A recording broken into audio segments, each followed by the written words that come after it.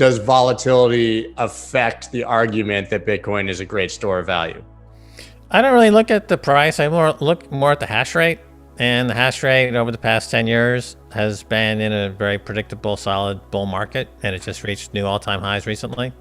And that's really the nexus of the Bitcoin protocol. Price is not really, it's the least important data point on Bitcoin. The important data points are hash rate, halvings, difficulty adjustment, the emission schedule every 10 minutes. Those are important data points. Price only reflects on the dollar, because when you're pricing Bitcoin in dollars, you're making a comment on the dollar, not Bitcoin. 1 Bitcoin equals 1 Bitcoin. That's never changed. But if you price it in dollars and you say, oh, it's a reflection on the volatility of the US dollar, because unlike fiat money or gold, Bitcoin is free to trade. So it's trading and it's showing volatility in the dollars. So Bitcoin price down, we see dollar strength. Bitcoin price up, we see dollar weakness. Over the past 10 years, the US dollar is in a hyperinflationary collapse against Bitcoin, punctuated by the occasional strength in the dollar. So whenever the dollar might go up on any given day, and so priced in Bitcoin, you see the price down. But that's just a reflection of the dollar. It has nothing to do with Bitcoin. The Bitcoin's path is toward global Bitcoin adoption, hyper-Bitcoinization. Market cap will be at 10 trillion, 20 trillion, 30 trillion. And that path is set. There's nothing that can derail it. And any given dollar price on any given day is not really important. Bitcoin is on a vector that it's on its own. It's a new asset class. It was the discovery of a new asset class back in the 2009 when it was first kind of dropped on the web. And the correlation or reverse correlation of the dollar, I think, is the only thing really that is interesting, because the US dollar is a world reserve currency and Bitcoin is competing to become world reserve currency. So the king right now is the US dollar, and Bitcoin's attacking the king. So that's where those two come together. And sometimes that's the end result is Bitcoin replaces the dollar and replaces fiat money and replaces central banks.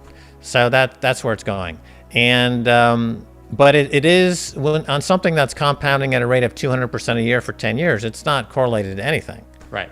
It's like it's a vertical rocket going straight up, and it's going to pass some clouds on the way. Then it'll pass some mountaintop. It'll pass a star. It'll escape the galaxy.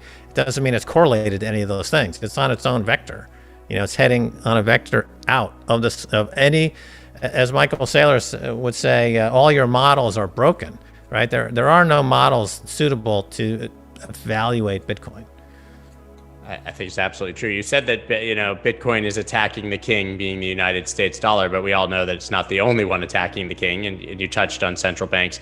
We have central bank digital currencies being developed worldwide, especially in China, who has unabashedly said, listen, we want the dollar not to be the reserve currency, and our probably best shot at that is a digital yuan. So how do you think that those play into this sort of 3D chess now instead of 2D chess of Bitcoin versus the dollar? Right. Well, the central bank digital currencies are just fiat money, centralized fiat money. So they don't compete with Bitcoin. They compete with other fiat money, centralized fiat money. And what will happen is that one major country will say, you know what, we're just going to add Bitcoin to our reserves. The same way MicroStrategy added Bitcoin to their balance sheet, one of the major countries, central banks of the world will say, we're going to start adding Bitcoin. And then it'll make all these central bank digital currencies look even worse than they already look. It'll make fiat money look worse than it already looks. And it'll make gold look worse than it already looks. So there's no threat from central bank digital currency, because it's just centralized fiat money. It's not different than currently what we have now. We have the US dollar is mostly electronic, right? There's very little actual paper floating around. It's a central bank digital currency. I invented a digital currency back in 1996 that I got a US patent on, 5950176. And it's a virtual currency, and it's a virtual trading system, and it's also virtual securities, and it was the first patented commercial prediction market. So I know this whole industry very, very well. And I can tell you that a central bank digital currency is nothing, has no problems, no threat to Bitcoin. It's worse. I mean, it's a central bank's wet dream, right? It's complete and utter control of the money supply. So, I mean, if anything, it should drive more people towards Bitcoin, I would believe. Well, it's going to be easier to do, let's say, MMT, modern monetary theory, or UBI, right? So in the States, you already have basically UBI. People are getting a monthly check from the government, and they're not going to apply for jobs because they're getting twice the minimum wage by not working. So that's UBI. So we're already on UBI. So okay, so now we know what happens when you do UBI. Oh, you get inflation. And so in other words, for every dollar increase you get in your UBI, you're going to have to pay more than $1 for that basket of goods at the grocery store. So now you're losing. Again, you're going to lose and lose and lose. You cannot print your way into having a prosperity. I mean, if that were so, then Zimbabwe would be the richest country in the world, or Venezuela would be incredibly rich. But they're not. They're incredibly poor because they think they can print money to create wealth. It doesn't work that way. Sorry.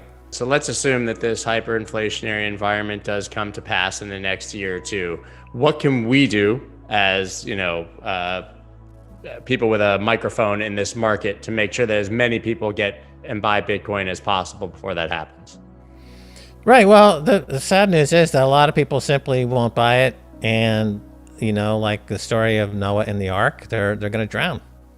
But, here's the thing, Scott, when you're in an airplane and there's a sudden problem, they always tell you when the air mask drops, put it on your own face first. And then if you have kids or whatever, try to help your kids.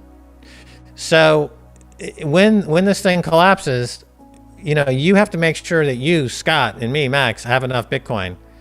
And then we may be in a position to help people without Bitcoin. But we're never going to be able to convince people without Bitcoin who don't want to be convinced to get Bitcoin before the problem. And so we shouldn't really worry about them. We should just worry about getting Bitcoin ourselves and getting as much Bitcoin as we possibly can. And then when it hits the fan, then you're in a position to help somebody. But if somebody doesn't want help, there's nothing you can do. It would be a waste of time in Bitcoin to get somebody to try to come to Bitcoin if they're not ready for it, and they never will be ready for it before the dollar goes into a huge collapse. So just keep stacking sats, and then when the thing blows up, you'll be in a position to help somebody.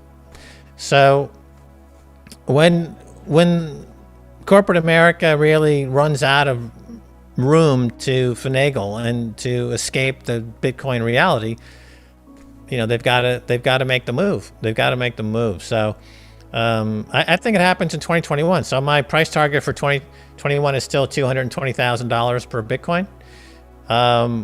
It's an aggressive price target, but I think so. It's based on U.S. dollar running into severe trouble and institutions realizing that inflation is in fact not transitory. It's secular, it's structural, it's here for the long haul. And if you're not protecting yourself, you're going to be wiped out. And as Paul Tudor Jones said about Bitcoin, it's the fastest horse in the race when he's comparing it to gold, for example. And so you get this wave, a tsunami of cash comes back into Bitcoin.